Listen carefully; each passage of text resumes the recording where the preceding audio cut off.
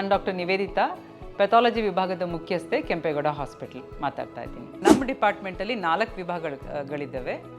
Histopathology ಅಂದರೆ operation ಆದಮೇಲೆ ಅದನ್ನ ಮೈಕ್ರೋಸ್ಕೋಪಲ್ಲಿ ನೋಡಿ ಅದು ಯಾವ ಥರದ ಕಾಯಿಲೆ ಅಂತ ತಿಳಿಸ್ಕೊಡುವಂಥ ಒಂದು ವಿಭಾಗ ಹಿಸ್ಟೋಪೆಥಾಲಜಿ. ಸೈಟಾಲಜಿ ವಿಭಾಗ ಸೂಜಿ ಪರೀಕ್ಷೆ ಮಾಡಿ ಏನು ಕಾಯಿಲೆ ಇದೆ ಅಂತ ತಿಳಿಸೋ ವಿಭಾಗ. ಹೆಮೆಟಾಲಜಿ ರಕ್ತ ಪರೀಕ್ಷೆ ಮಾಡೋ ವಿಭಾಗ. ಕ್ಲಿನಿಕಲ್ ಪೆಥಾಲಜಿ ಯೂರಿನ್ನು, ಸೆಮೆನ್ನು ಇದೆಲ್ಲ ಪರೀಕ್ಷೆ ಮಾಡೋಂಥ ವಿಭಾಗ.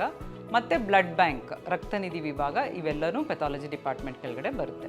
ನಮ್ಮದು ಟೀಚಿಂಗ್ ಹಾಸ್ಪಿಟಲ್ ಆಗಿರೋದ್ರಿಂದ ಎಲ್ಲ ವಿಭಾಗಗಳಲ್ಲೂ ಅತ್ಯಾಧುನಿಕ ಉಪಕರಣಗಳಿದ್ದಾವೆ. ಎಲ್ಲ ಉಪಕರಣಗಳಿಗೂ ನಾವೊಂದು ಕ್ವಾಲಿಟಿ ಕಂಟ್ರೋಲ್ನ ತುಂಬ ಸೂಕ್ಷ್ಮವಾಗಿ ಮ್ಯಾನೇಜ್ ಮಾಡ್ತೀವಿ.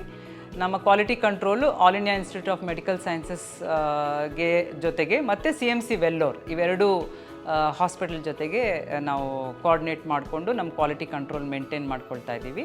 ಮುಂಚೆ ಹೇಳಿದ ಹಾಗೆ ಎಲ್ಲ ವಿಭಾಗಗಳಲ್ಲೂ the most recent advanced machines ಇರೋದ್ರಿಂದ ನಮ್ಮ ರಿಪೋರ್ಟ್ ತುಂಬ ಆ್ಯಕ್ಯುರೇಟಾಗಿ ಕೊಡೋಕ್ಕೆ ಪ್ರಯತ್ನ ಮಾಡ್ತಾ ಇರ್ತೀವಿ. ಮತ್ತು ನಮ್ಮ ಈ ಎಲ್ಲ ವಿಭಾಗಗಳನ್ನು ಹೆಮೆಟಾಲಜಿ, ಕ್ಲಿನಿಕಲ್ ಪೆಥಾಲಜಿ ಮತ್ತು ಬ್ಲಡ್ ಬ್ಯಾಂಕ್, ರಕ್ತನಿಧಿ ವಿಭಾಗ 24 ಗಂಟೆ ಕೆಲಸ ಮಾಡುತ್ತೆ, 7 ದಿನಾನು 24/7 ಹೆಮೆಟಾಲಜಿ, ಕ್ಲಿನಿಕಲ್ ಪೆಥಾಲಜಿ ಮತ್ತು ಬ್ಲಡ್ ಬ್ಯಾಂಕ್ ವರ್ಕ್ ಆಗುತ್ತೆ.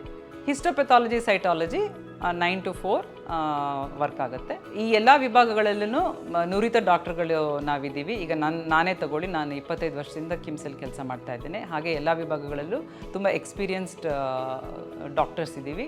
ನಾವು ಡಾಕ್ಟರ್ಸ್ ಜೊತೆಗೆ ನಾವು ಮೆಡಿಕಲ್ ಟೀಚರ್ಸ್ ಆಗಿರೋದ್ರಿಂದ ಲೇಟೆಸ್ಟ್ ಡೆವಲಪ್ಮೆಂಟು ಇದನ್ನೆಲ್ಲ ನಮ್ಮ ರೊಟೀನ್ ಡೇ ಟು ಡೇ ರಿಪೋರ್ಟಿಂಗಲ್ಲಿ ಯೂಸ್ ಮಾಡಿಕೊಂಡು ಪೇಷಂಟಿಗೆ ಆ್ಯಕ್ಯುರೇಟ್ ರಿಪೋರ್ಟ್ ಕೊಡೋಕ್ಕೆ ನಾವು ಯಾವಾಗಲೂ ಪ್ರಯತ್ನದಲ್ಲಿ ಇರ್ತೀವಿ.